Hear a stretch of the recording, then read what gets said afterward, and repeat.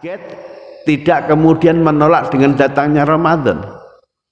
Nah, orang Jawa dulu ketika ditanya seperti itu, mereka jawab, yang diajarkan guru-guru kami biar kita mendapatkan roh kita kembali bersih, yang dilakukan satu, ya lakukan bersih-bersih diri. Caranya banyak-banyak istighfar katanya. Berapa kali istighfarnya? Mereka bilang, wong Nabi saja manusia sempurna yang maksum, yang insya Allah ini merupakan, bukan insya Allah, disepakati Nabi itu orang yang paling sempurna untuk diteladani dan dijamin masuk surga. Nabi yang seperti itu saja sehari semalam istighfarnya nggak kurang 70 kali. Inni la astaghfirullah fil yaum aksar min sab'ina marrah. Jadi kata Nabi, aku ini sehari semalam istighfar kepada Allah nggak kurang 70 kali. Lah kita ini siapa yang jamin masuk surga? Kita ini bukan orang yang maksum. Dalam posisi seperti itu, istighfar kita kepada Allah sehari semalam berapa kali? Saya tidak tahu ya. Umumnya kita baca astagfirullahaladzim habis sholat fardu itu berapa kali yang dipimpin imam? 3 kali apa 30 kali apa 100 kali?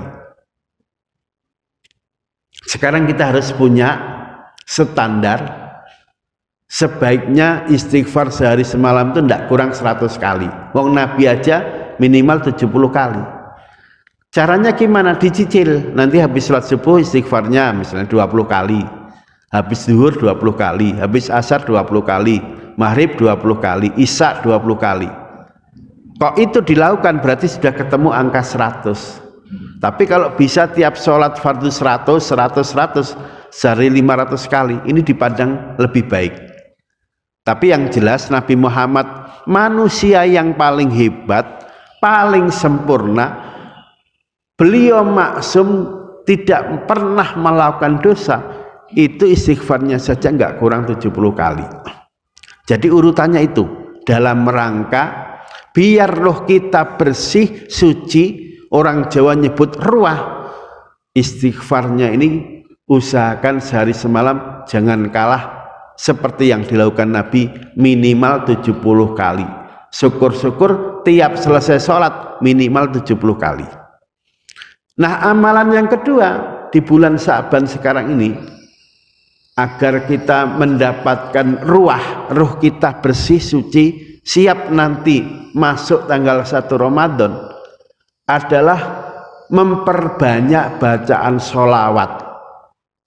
Jadi kalau kita baca sholawat sekali, Allah akan membalas 10 kali kebaikan dari sholawat itu.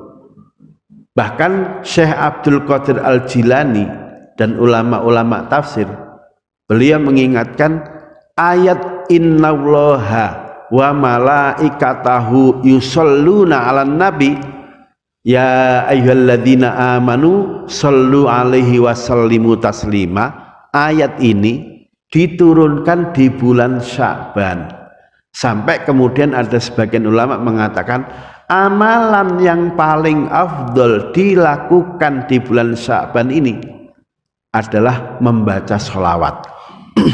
Jadi kalau kita lagi nganggur, duduk, nggak ada kerjaan, ya sambil baca dalam hati sallallahu ala Muhammad sallallahu alaihi wasallam atau sallallahu ala Muhammad sallallahu alaihi wasallim, tidak apa-apa. Jadi silahkan itu dipilih redaksinya atau baca sholawat yang lain.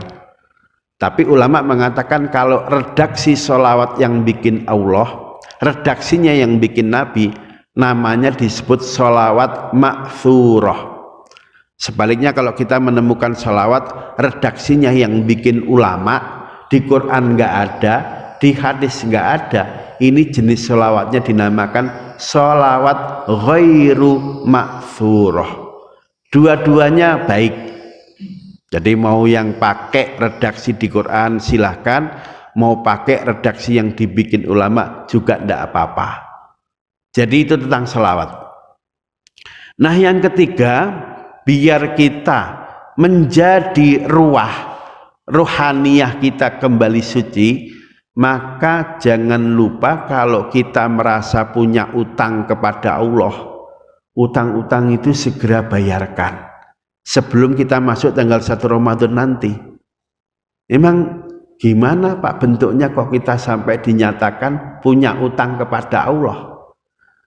Ulama jawab, utang kepada Allah itu bentuknya bisa satu, kita pernah nazar. Orang Betawi nyebutnya qaul. Misal, nanti kalau anakku diterima di kampus A, aku akan motong kambing. Nah, kebetulan daftar ujian tes lulus. Ini ibu yang ngomong nanti kalau lulus motong kambing, sebutanan nazar. Begitu anaknya lulus, ya langsung motong kambing. Sedapat mungkin segera dipotong kambing itu. Apalagi kalau kambingnya ada caleg maju pengen jadi bupati, nanti kalau saya jadi bupati motong sapi katanya, ternyata menang jadi bupati, maka ini orang wajib motong sapi. Kok sampai sapinya nggak dipotong, maka orang itu dianggap punya utang kepada Allah. Jadi ini bagian dari utang kepada Allah. Yang kedua selain nazar, yang dianggap utang kepada Allah itu misalnya Ramadan tahun lalu ibu-ibu anak gadis kita karena sudah dewasa menstruasi. Karena menstruasi kan nggak boleh puasa, haram puasa. Hari di mana mereka nggak puasa itu wajib dibayar, diqodhoi. Kok misalnya Ramadan tahun lalu punya utang 7 hari, maka di akhir bulan Sya'ban ini suami atau bapak wajib manggil istri dan anaknya, tanya, Ramadan lalu punya utang enggak?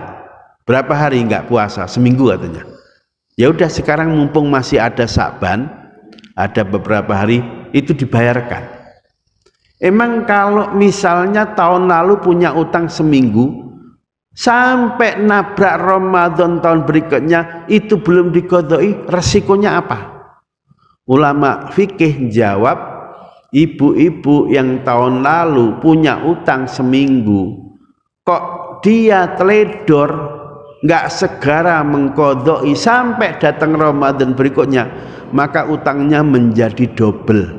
Selain wajib mengqodhok sebanyak hari yang dia nggak puasa, per 1 hari itu wajib diganti, ditambahkan bayar fidyah.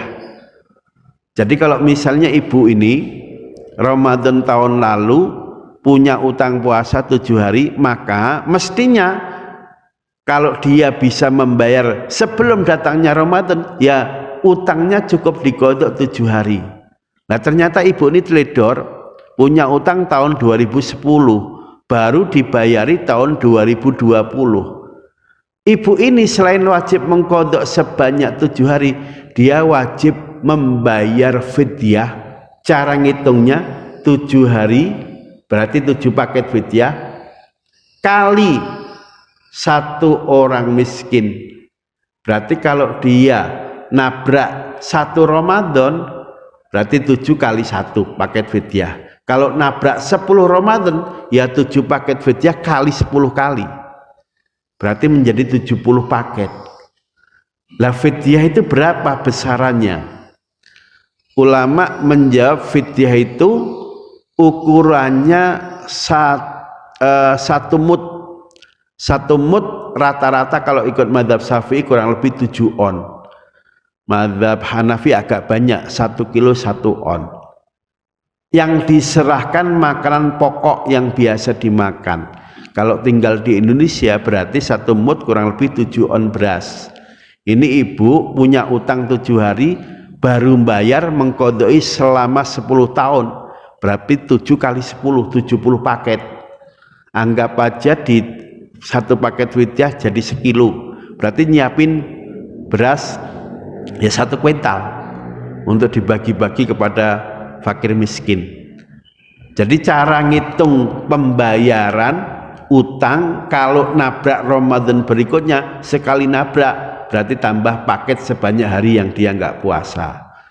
Kalau nggak puasa dulu hanya seminggu, maka nabrak 10 kali Ramadan ya 7 kali 10, sebanyak 10 paket, satu paket anggap aja 1 kilo, maka sebanyak 70 kilo itu yang harus dibayarkan. Itu utang kepada Allah. Nah, termasuk utang kepada Allah, misalnya ada orang udah kaya raya, sudah wajib haji, ternyata ditunda-tunda, entar aja pak, ternyata sebelum haji dikerjakan, orang ini keburu mati. Ulama sepakat kalau mayit ini kaya, punya tirkah banyak, tinggalan mayit nggak boleh semuanya dibagi waris. Misalnya hartanya ada 10 miliar. Lah yang nggak boleh itu untuk apa? Ya nyari badal haji, ngongkosi orang berangkat haji untuk menghajikan almarhum. Misal ongkos haji sekarang 50 juta. Berarti harta mayit misalnya 10 miliar, yang 9M,950 itu yang dibagi waris, yang 50 juta dipisahin untuk membayar yang akan menjadi badal haji. Kok semuanya dibagi waris sampai nggak ada dana untuk bayar haji sebagai utangnya si mayit, maka yang dosa tidak saja almarhum, termasuk ahli waris yang tahu, yang kemudian warisannya dihabisin, nggak sempet nyari badal haji. Jadi orang yang sudah kaya itu berarti sudah tertulis dia wajib haji. Kalau miskin nggak wajib. Kok nggak berangkat haji sampai mati, maka tinggalan mayit tidak boleh semuanya dibagi waris. Pisahkan untuk dana mencari badal haji. Nah, setelah ketemu orangnya, dia suruh berangkat. Ketika sudah haji dengan niat untuk almarhum sebagai badal, baru utangnya almarhum itu dianggap lunas. Jadi itu utang-utang kita kepada Allah. Segera tunaikan, segera bayarkan, mumpung kita belum masuk tanggal 1 Ramadan. Bagaimana kalau kita punya utang kepada sama manusia? Ya sama, utang kepada Allah wajib dibayari, utang kepada manusia juga wajib dibayari. Misal A utang kepada B 1 juta, janjinya 2 bulan mau dilunasi, ini sudah 2 tahun nggak dibayar-bayar, sudah begitu nggak pernah datang minta maaf. Jadi etikanya orang yang utang, orang yang pinjem itu kalau dia sudah mampu bayar, ya wajib dibayarkan, apalagi sudah jatuh tempo. Sehingga Nabi pernah mengatakan, kok ada orang ngutang sudah jatuh tempo, dia mampu membayar tapi nggak segera dibayarkan, ditunda-tunda, maka penundaan bayar utang bagi yang mampu bayar, penundaan itu dianggap perbuatan dolim. Bahasa hadisnya matlul ghaniyyi dzulmun, nunda-nundanya orang yang mampu bayar utang sudah jatuh tempo,